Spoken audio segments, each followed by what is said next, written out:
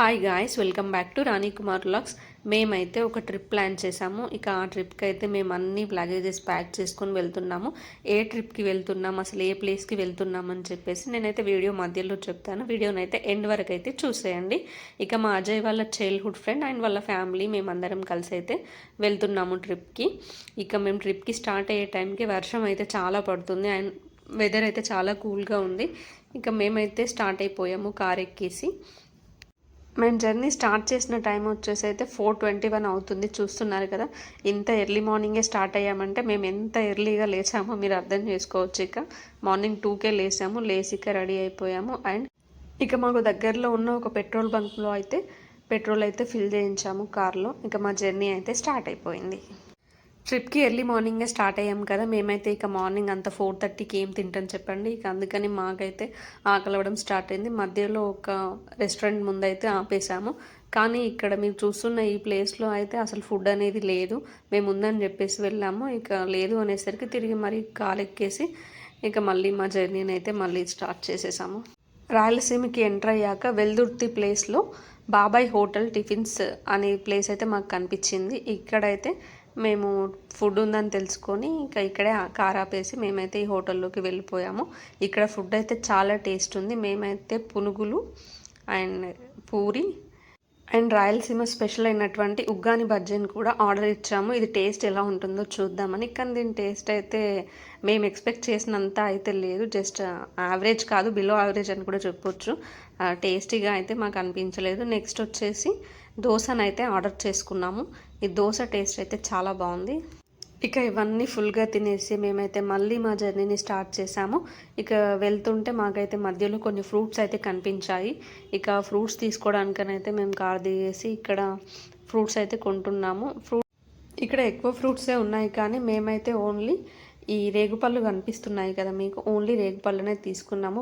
పక్కన ఈ జామకాయలు కూడా ఉన్నాయి, కానీ పండలేదు కదా, కొంచెం బాగా దూరంగా ఉన్నాయనిపించి ఇక మేమైతే వాటిని తీసుకోలేదు.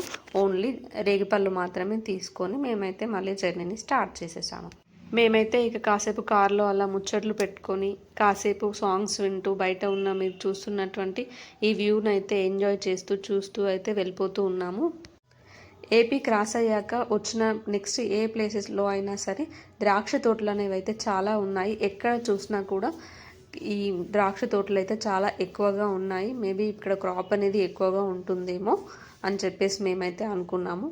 ఇక ఈ నేచర్ని చూస్తూ అలా వెళ్ళిపోతూ ఉంటే 2 o'clock అయింది. ఇక ఈ 2 o'clock అయ్యాక లంచ్ చేయాలి కదా. ఇక మేము లంచ్ చేయడానికి అయితే కార్ పార్క్ చేసేసి ఒక చిన్న ప్లేస్కి అయితే వెళ్ళాము. కానీ అక్కడ అసలు హోటలే లేదు, కానీ పేరైతే ఇప్పుడు మీరు చూస్తున్న ఈ హోటల్ ముందైతే మేము ఆగేసాము. ఈ హోటల్ ఎక్కడ ఉందంటే బెంగళూరుకి వెళ్ళే రూట్లోనే మధ్యలో ఉంటుంది. ఇక్కడైతే మేము ఆగేసి లంచ్ చేయాలని అయితే అనుకున్నాము. లంచ్లోకి మేము ఏం ఆర్డర్ ఇచ్చాము అని అంటే, ఇక్కడ బెంగళూరు కదా, ఇక్కడ ప్రతి ఒక్కటి ఏంటంటే ఏ బిర్యానీ అయినా సరే దొన్నె రైస్ అనేది ఉంటుంది, దొన్నె బిర్యానీ రైస్. దాంట్లో సపరేట్గా మనకి ఏ పీసెస్ కావాలంటే అది ఇస్తున్నారు. మేమైతే donne mutton biryani and donne chicken biryani 2 అయితే ఆర్డర్ ఇచ్చాము. బిర్యానీ టేస్ట్ అయితే నెక్స్ట్ లెవెల్ ఉంది.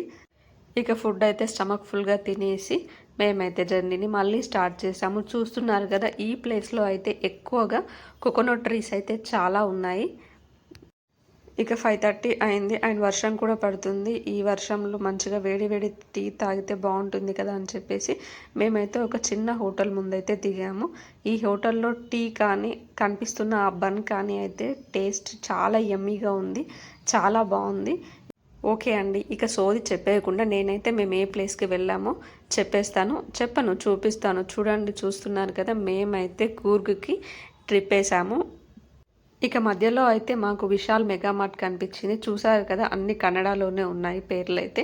నేనైతే ఇక్కడ కొన్ని క్లాత్స్ అయితే షాప్ చేశాను. డ్రెస్సెస్ కానీ ఇక్కడ ఆఫర్స్ కానీ చాలా క్వాలిటీ అండ్ అఫోర్డబుల్గానే ఉన్నాయి, చాలా బాగున్నాయి. నేను ఒక 2 డ్రెస్సెస్ అయితే ఆర్డర్ చేశాను. ఇక మేమైతే కూర్గ్ని రీచ్ అయిపోయాము ఫైనల్గా. వర్షం అయితే చాలా పడుతుంది మేము రీచ్ అయ్యే టైంకి. ఇక మేము కార్లోనే ఉన్నాము. మా చందు అండ్ అజయ్ వెళ్ళేసి రూమ్స్ అయితే వెతికారు. మాకైతే అఫోర్డబుల్ ప్రైజెస్లోనే మంచిగా రూమ్స్ అయితే దొరికాయి. ఈ రూమ్స్ అయితే మేము కూర్గ్ డిస్టిక్లోని కుషాల్ నగర్లో, ఇప్పుడు మీరు చూస్తున్న కుషాల్ లాడ్జ్ ఉంది కదా, ఇందులోనే తీసుకున్నాము. చాలా బాగున్నాయి. రూమ్కి వచ్చేసరికి అయితే మాకు 9:30 అయింది. ఇక బయటనే కొంచెం ఫుడ్ తినేసేసి మేమైతే పడుకున్నాం. ఇక ఎర్లీ మార్నింగ్ మళ్ళీ జర్నీ స్టార్ట్ చేయాలి కదా, అందుకని ఇంతేనండి. డే 1 అయితే ఇలా గడిచింది. డే 2లో కూర్గ్లో ఏ ప్లేసెస్ విజిట్ చేసామో అప్లోడ్ చేస్తాను వీడియో. ఈ వీడియో కనుక మీకు నచ్చినట్టయితే please subscribe. See you in the next vlog. Bye.